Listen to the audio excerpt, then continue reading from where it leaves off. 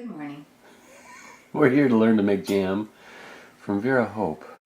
Well, first of all, I washed my jars in the dishwasher last night, or the day before, just to get them out of the way. Then I put them in the oven. Put them in the oven on pans. I figured out how many jars I'll need by the number of batches I'm making. And then I turn the oven on when I start making my jam at bake at just warm. There's too much stuff to get ready, and you want to make one batch after another, and you want to be all ready, so you don't have to stop and get your jars ready and get your lids ready. Well, why do they need to be warm? Oh, because when you put the jam in it, when you put the hot jam in there and the jar is cold, it cools down quite quickly and then it won't seal. So I measure out my sugar. I put a dent in the top to show that I've got all the sugar in it. And then in the dent, it calls for 1/4 to 1/2 teaspoon of vegetable oil. And the reason you put this in there is to keep the jam from foaming up too much over the pan. And so by putting so then I put in that little dent, I put my little bit of oil, and then we're ready to go. My berries are all ready. I took them out of the freezer last evening because they're frozen solid in blocks of 4-pound containers. And each 4-pound container makes approximately 1 batch of jam. So in this pot I have 3, because I'm only going to make 3 batches today because I sort of messed up on what kind of berries I had. So anyhow, What berries are those? These are raspberries and boysenberries.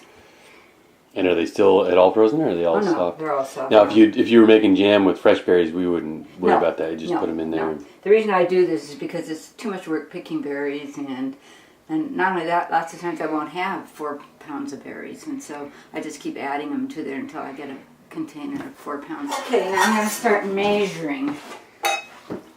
So, okay, it says 6½ cups of fruit.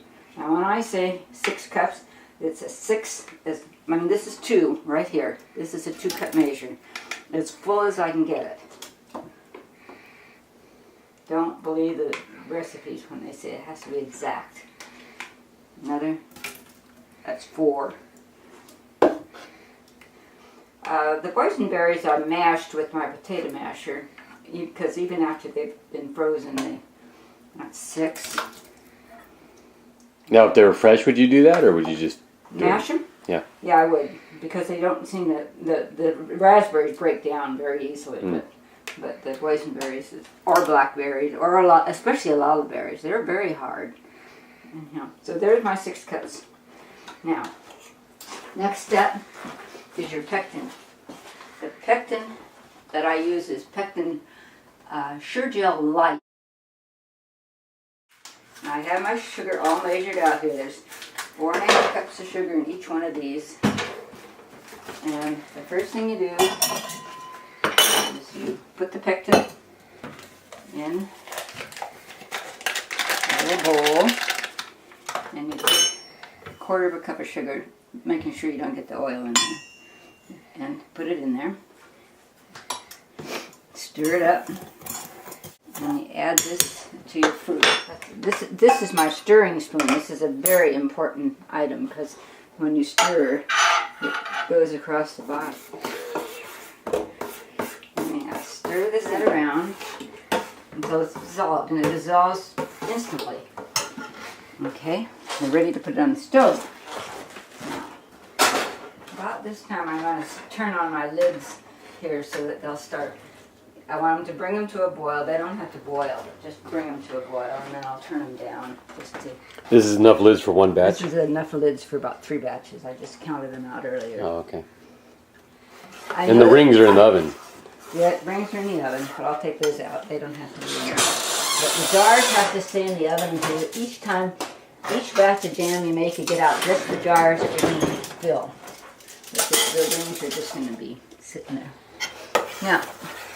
Now, this stuff spatters, so you don't want it to spatter. So parchment paper, and I use this over and over again until it's bad, until it's no more.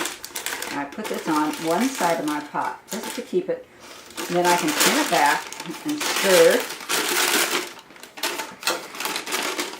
until it starts sputtering.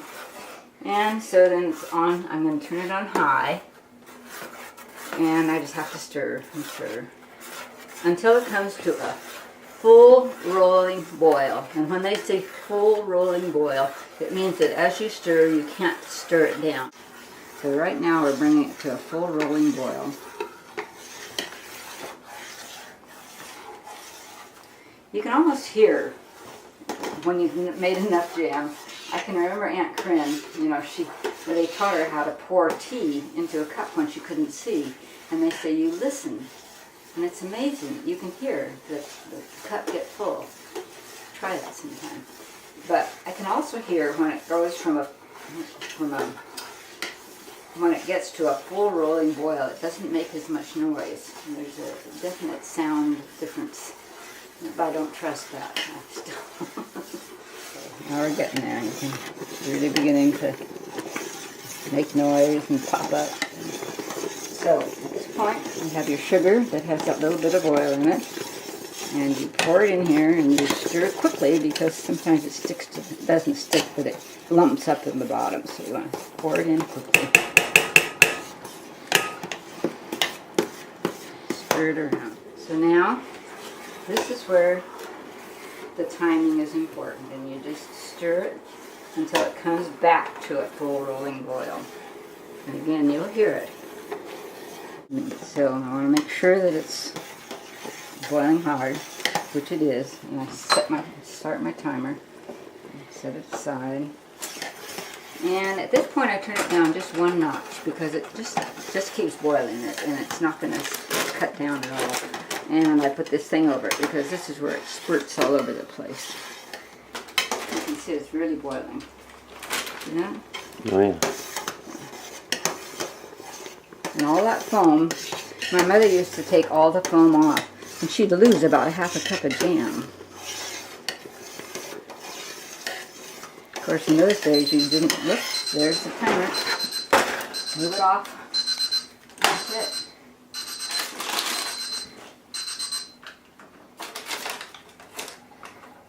Take this little cover off. And you can see it didn't spurt that much, but sometimes it spurts more than others. Sometimes it's getting things off. Now I need to get my jars out. Excuse me. And I know that one batch will make 4 pint jars and one 12-ounce jar. It's just because I know that. Okay, so at this point, stick this back in. I'm ready to put my jam. A nice little thing like this.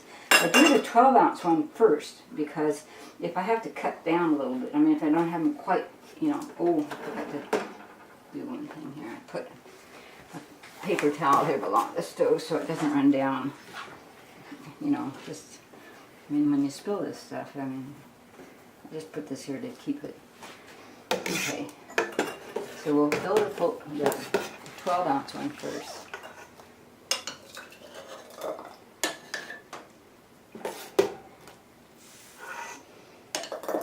And you get so you know exactly how high to go on the inside. They tell me that the new funnels like this have a marker on them, but I don't have one of those, so that's okay. So that's going to be the first one. Okay? So what's your goal here to get it how close? Well, they say about between 1/4 and 1/2 inch.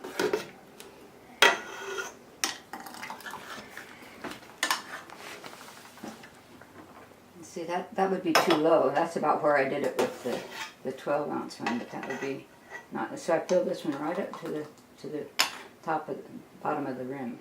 See, the jars are very hot, but that's what keeps the jam hot, and then that makes them seal. And with the jars hot, you don't have to work quite so fast. And you just go around the rim to make sure there's no jam on the rim. And I see I spilled some down the side of the jar. This is an important step. And it's important that none of your jars have nicks in them, because if they have nicks in them, then the seal won't seal. What's the little tool? This little tool came from the canning company, but I'm sure they can. Oh, it's just a magnet, I see. It's a magnet. Otherwise, you try and get them apart. Okay, so now that's all on. Let's put the screw lids on. I have to have some because the jar is so hot.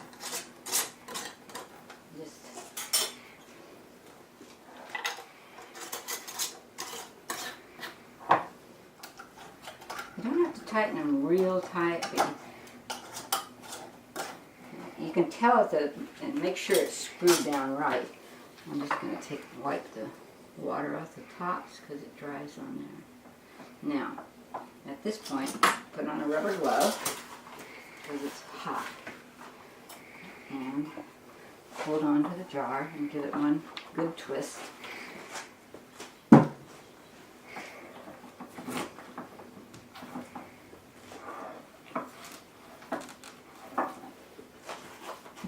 And that's that. So then, just let them sit, and pretty soon you'll hear them go pop, pop, pop, pop. And that's where the lids are sealing down. How long does that take? Oh, it can happen anytime. It can happen 5 minutes from now. It can happen 10. I don't know. You'll just hear them pop, pop, pop, pop.